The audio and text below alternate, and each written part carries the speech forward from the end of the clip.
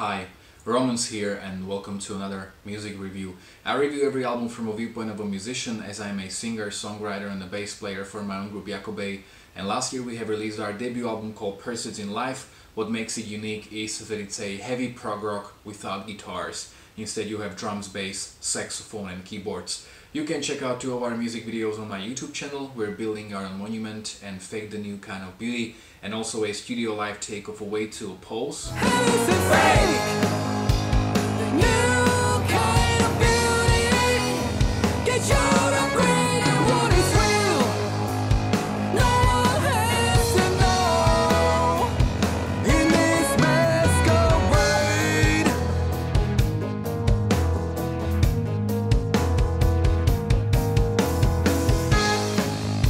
Description of all these videos you will find all the information about where is the record available. It's available on all digital platforms like Spotify, Tidal, Deezer, iTunes, Amazon, Bandcamp, but also in this digipack version of a CD with a very beautifully illustrated 20 pages long booklet. So in case you want one, all you need to do is contact me via an email, on Facebook or on Instagram, or you can get one through Bandcamp.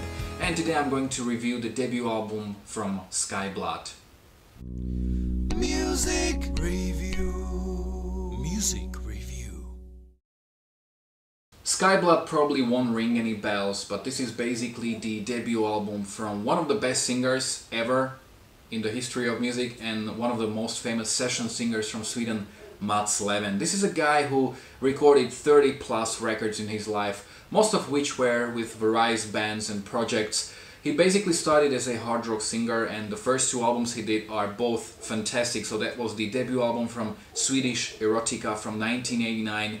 I have it on CD at home, and then the self-titled album from Treat, which is really a phenomenal album. Then I think that one of the highlights of his career was singing for Yngwie Malmsteen in 1997 when he recorded Facing the Animal, quite arguably the last decent and listenable album from Malmsteen. Then he was the lead singer for relatively well-known German power metal, speed metal band Advance. He also sang with Therian, which are a very famous symphonic metal band. He toured with Trans-Siberian Orchestra, and with so many projects, for me personally it always seemed as if his project or his home band was Crooks. He recorded 3 albums with them, and this was basically doom metal band, but not his only doom metal project, because he also starred in Abstract Algebra, which was the side project of the bass player from Candlemas, and he also toured and recorded 2 EPs with Candlemas, and they are basically one of the most iconic and most famous doom metal bands in the world. With so many different records recorded, I was always wondering, like, can he actually write music? Can he come up with his own stuff? And this album is actually the answer for that question.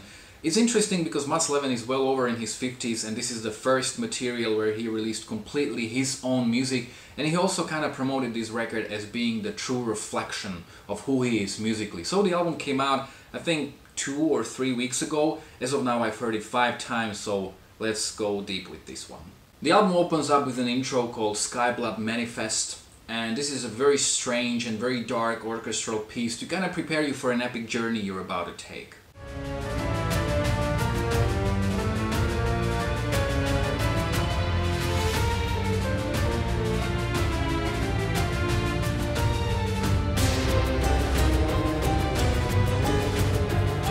The track The Voice has a very interesting melody in the chorus. It's orchestral, dark, but also pretty original in its own way, and it kind of reminds me of Therian a little bit.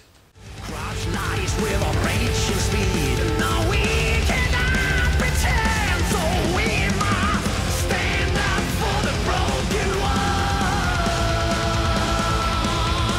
I'll sign up with the bleeding hearts.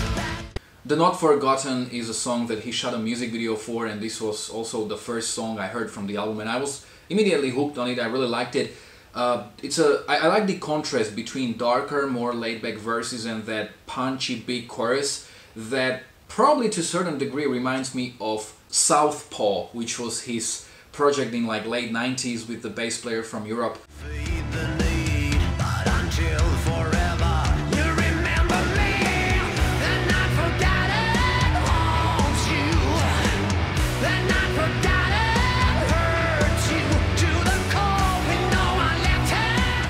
Also, there's a pretty eerie instrumentation in this track that reminded me of some of the instruments that you can hear in Mushroom Head and their track Solitaire Unraveling.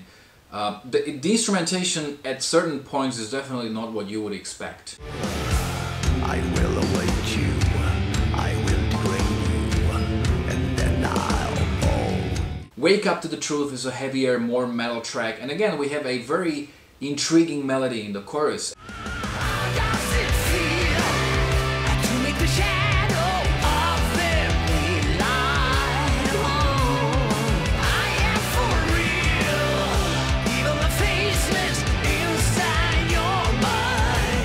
And this is kind of a trademark of this album.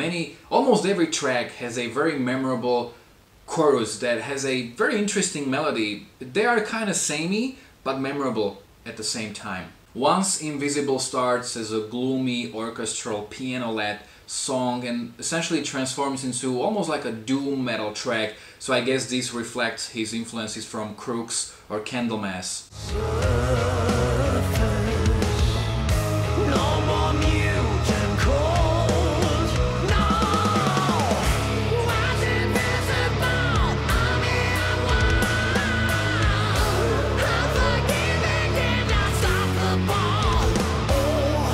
One Eye for an Eye is a symphonic dark metal track, again with a very epic chorus. Vengeance will be mine.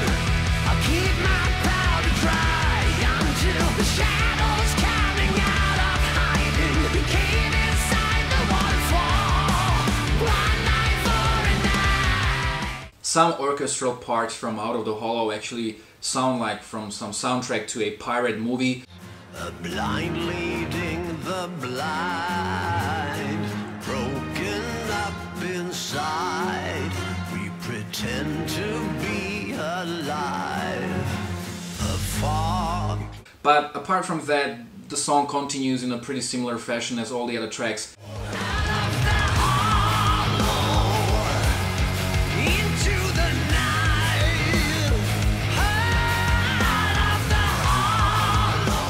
And the same goes for or Against. All the lost that can never be found, set the world on fire. Right now, a reason to avenge will be legend tomorrow when it fades on. The final track on the album, called Love Anymore, I'm not sure how it's pronounced, I guess it's in Latin, is over 10 minutes long, and it starts with a piano and some symphonic instrumentations. There are actually some parts that sound again like from some soundtrack to a fantasy movie.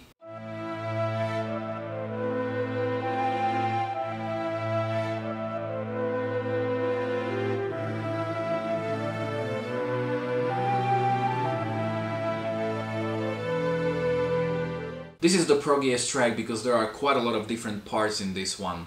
Listen to us, make no mistake, we are escape. Don't be afraid, they are delusion, just built to betray, choking us all. I don't really think Leven is planning on going on tour with this material and promoting it this way, because this album was quite heavily under-promoted. If it wasn't for an accident, I don't think I would have found out about it. Because, of course, if it was called Leven, probably I would have discovered this album sooner.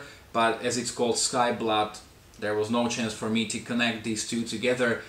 And I think that the best description of this album is interesting but strange. There are some pretty odd choices in terms of the instrumentation and the production and the overflow of the album. This may also have to do with the fact that this is basically like the best of his own compositions and his own music, because I watched his track-by-track series and I think that the third track was written 20 years ago. So he basically, I think, reviewed his own music and decided to pick the best pieces on this album. Also, I can't help it but feel as if it's missing something. I'm not sure what it is. Maybe if he had some other songwriters around himself who would provide him with feedback or, you know, help him or contribute in some way, I think it might have been a bit better. So generally, I think that there are many memorable moments. It's just a pretty strange album at certain points, and I kind of can't decide if in a good or in a bad way. Have you heard this album already? You can let me know in the comment section below whether you agreed or disagreed with me. If you are a Leven fan, you can let me know which bands or which albums do you think are the best with him behind the mic. You can follow me on Facebook or on Instagram. You can find links to both in the description of this video below. If you like this video, don't forget to like, to share, to subscribe. You can check out my own original music, my live performances, my worst to best series, and quite a lot of other reviews as well. Thanks a lot for watching.